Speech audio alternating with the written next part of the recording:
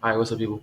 Today I'm gonna give you a real raw, uncut video of my trade breakdown on Monday. I took two trades, and today's video is basically about trading in your kill zone and why it's important to trade within your kill zone in your session rather than trading before or after the kill zone happens. What's a kill zone?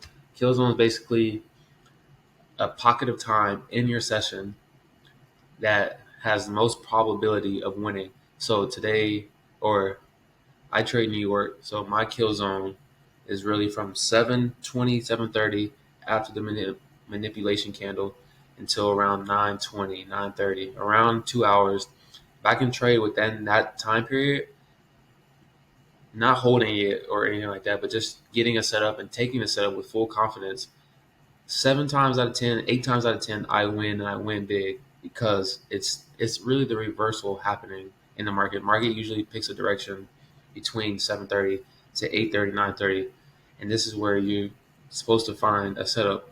And I'm gonna show you my mistake that I made trading too early in my setup, and then when I actually took my setup in my kill zone, I won. I won pretty big. I didn't hold though, but I'll show you guys.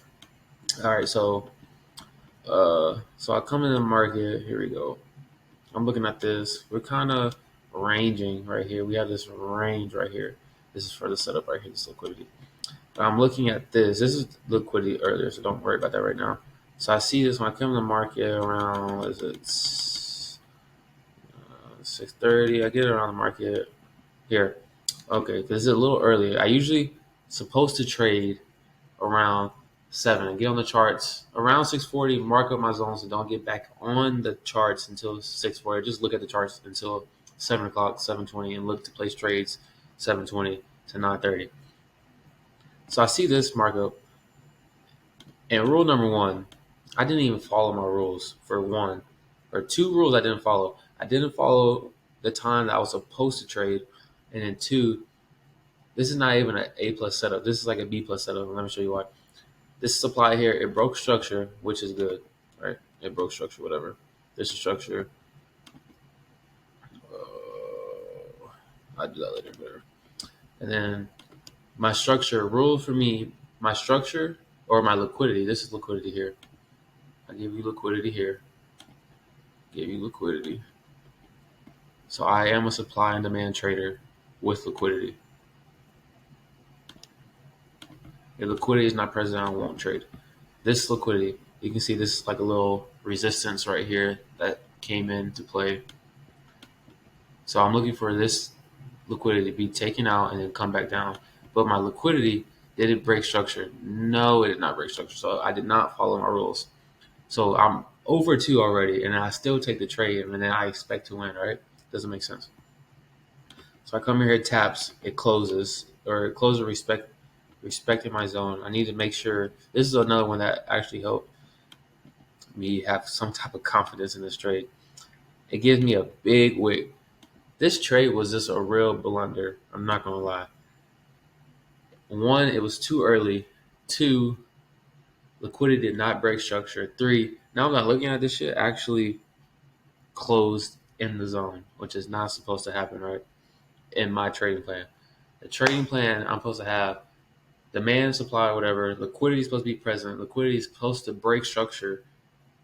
And then the candle that taps my zone is not supposed to close in my zone, right? One out of four, three or four of those happen. I get this, and I just get a reversal off rip, and I lose, right? This is a no-go. I'm not even supposed to be trading that. No rules were followed. But I come back in full transparency. I didn't even really see this trade, this supply. I didn't really look this high. Not gonna lie to you. We have a swing high and another swing high, which I would consider liquidity. This comes here. This is a supply. Bring it way over here. And you notice it comes up. And what time is it, guys? 7:20. My kill zone, 7:20 exactly to 9:30. I see this. It gives me a big rejecting candle. I get in around here after it closes. I get in after it closes respecting, not while it's rejecting. After it closes, then I can enter. I come in here for a 1 to 3. It's a 3.5 pit stop loss. I come in here 1 to 3. I kind of like the 1 to 3 because it's taking out this swing low, and there's a lot of liquidity out here. And then it wicks again, gives me another wick inside my zone, which gives me a top wick on a supply. Same thing with the man in my earlier video. If you know anything about wicks and how powerful they are, if you're selling, you want to see top wicks. If you're buying, you want to see bottom wicks, giving you indication that the market is going in one direction or the market is pushing one direction. And then the rest is history. See, here, what happens here? Not in my zone, doesn't follow my rules, and closes in the zone, which is just a no-go for me. So nothing really followed my rules, but I was itching for a trade, being addicted, right? And then I wait for the actual setup that I'm supposed to take. Liquidity, this is the first liquidity. Liquidity break structure, and then this is another liquidity. Liquidity break structure again, comes in here, hits 1 to 3. That's how it's supposed to be done. I take this, I get my money back and some, but without this, it would have been a really good day for me. So this is just a lesson for me and whoever's watching to understand your kill zone, understand your rules, and follow your rules to a T. Trading is statistics.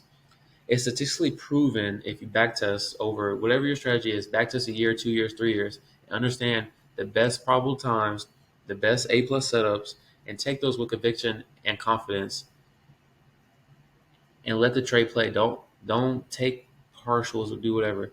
Take 1 to 3, take 1 to 2, let it hit TP, stop loss. Statistically, if you do it right, you'll win over time. And that was my Monday trade from just this week on 6/10. So hopefully that coming up in the future that I can follow my rules, stick to my rules, and become profitable. Thank you.